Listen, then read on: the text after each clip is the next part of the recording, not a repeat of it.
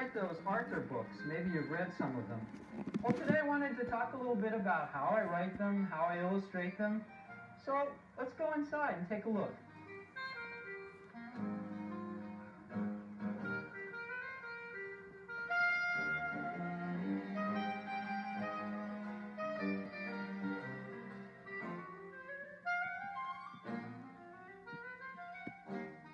When I was in third grade, I think I was a lot like Arthur. I think most writers put a little bit of themselves in each character that they write about. I was born in Erie, Pennsylvania, and I was the oldest of 4 children.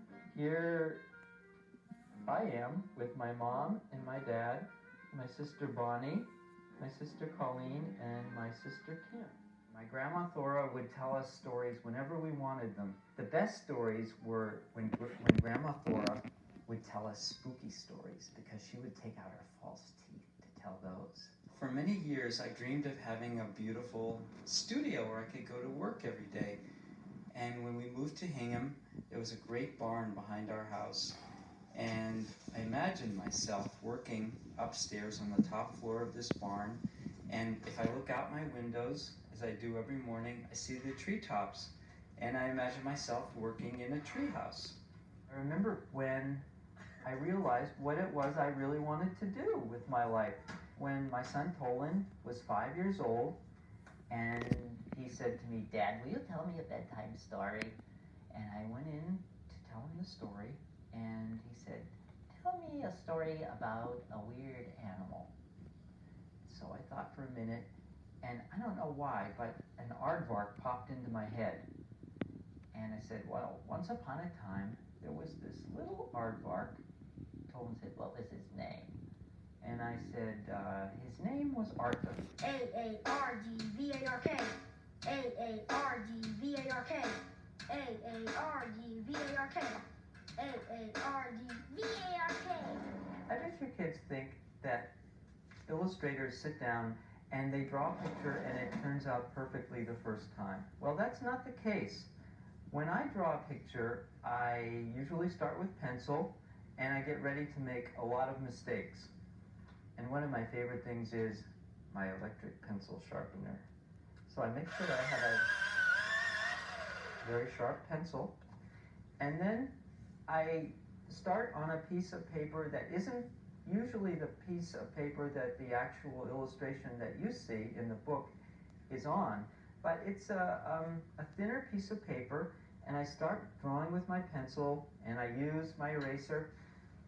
Okay, now, after I get that sketch finished, that really rough sketch, and I want to transfer it to the paper that I'll send to my publisher, I put the rough sketch on my light table.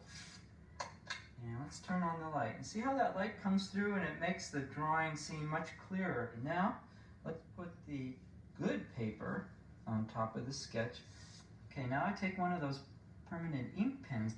And let's see, why don't we start with Buster here? And the nice thing about tracing is that you can correct things when you see something in the sketch that you don't like. Now I'm going to turn off the light, and this is going to be the part that will remain in the book. And the next step is to add the color.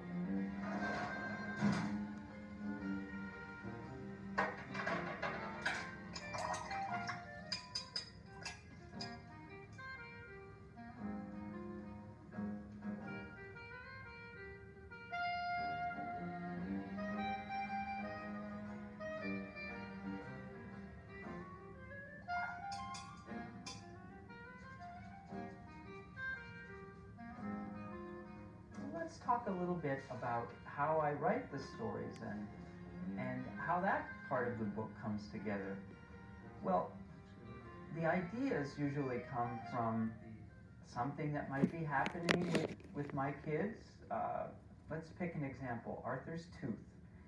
Now that story was about Arthur being in 2nd grade, and he was the only one in his class who still had all his baby teeth. Well, that's exactly what happened to my son Tucker when he was in 2nd grade. And I thought, well, there must be other kids like Tucker. And so it turned into a book. There's a secret about my books that you might not know. In all of the Arthur books except one, the first one, Arthur's Nose, I hide the names of my children in each of the books. In the first books, just Tolan and Tucker's names were hidden. There's Tucker's name. Eliza's also in this book too. But in some of the earlier books, she wasn't born yet, so I didn't hide her name in them. I did this at first just for my own kids, and it was a game. So they would look for their names when I finished each book to see where they were hidden. And then somehow, all of you found out about it, and now it's not a secret anymore. It's a typical Monday morning in the Reed house. It's very exciting to think about Arthur being on television. It was months ago, so I have no idea why or who. Sometimes I wish I lived in a quieter place. I'm a little concerned about Arthur becoming a television star and if he'll be difficult to live with. I thought you were writing a story. How can I with you bothering me? I would really worry if he started wearing his sunglasses at the breakfast table. Here's a story you might not know about Arthur. Arthur writes a story. Maybe there are some things in here that would help you when you want to write a story. Arthur's teacher, Mr. Ratburn, explained the homework. And for Friday, everyone write a story. It can be a true story or something from your imagination. Should we have it published in hardcover by a book company? Not necessary, Muffy. Arthur started his story the minute he got home. He knew exactly what he wanted to write about. And here's Arthur's story, How I Got My Puppy Pal. I always wanted a dog, but first I had to prove I was responsible.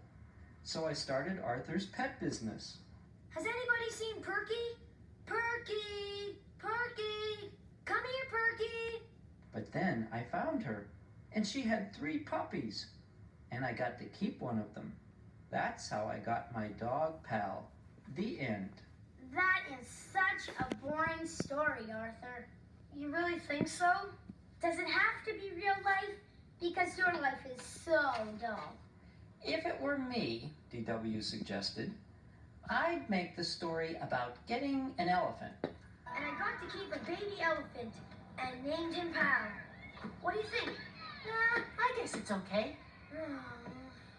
What can I do, Buster? I want to write this story, but I want everybody to like it.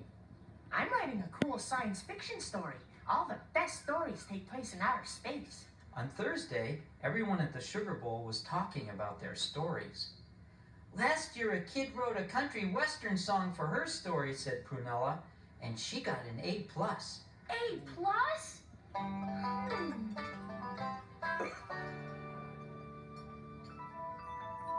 Now this little boy can go home and enjoy his own personal science. And you will see how happy he will be in our planet Melbourne. When Arthur's song and dance was over, the classroom was so quiet it was almost spooky. Binky raised his hand. Did that really happen? Sort of, said Arthur. It started as the story of how I got my dog. I'd like to hear that story, said Mr. Ratburn. Oh, one more thing, he said. Leave out the dancing. One of the things that kids ask me about is if they want to become a writer someday, what can they be doing right now? And I think that the most important thing that you can do right now, if you're interested in writing, is read as many books as you possibly can. Another thing you might think about doing is keeping a journal. Writing down things during the day that happen to you that you think are interesting or sad or funny. And if you're not interested in writing, you can keep a visual diary, a sketchbook. And that's something that I always enjoyed doing. I was 7 years old when I first started to think about drawing. I remember putting the silver crayon on the blue paper and making stars in the sky and thinking, wow, this really looks good. At home I would draw a lot, and I think the person who sort of made me feel like maybe my drawings were good was my grandma Thora. because I realized at one point she was saving all the drawings that I would give her in her bottom dresser drawer. And so that made me feel like maybe my drawings were special in some way. There's something that I do every day, and if I don't do it, I get really grouchy, and that is to daydream. I need really good places to daydream where things are kind of quiet or peaceful for me. And when I was your age, I had some really good daydreaming places. We lived near Lake Erie, and I had some really good spots along the bank of the creek where I would sit. And every day when I come out to my studio, I still daydream a little bit. That really helps me put my ideas together. My favorite teacher in school, Miss Bryan, said to me, if you want to be successful, do what it is that you really love to do, and do that one thing as well as you can.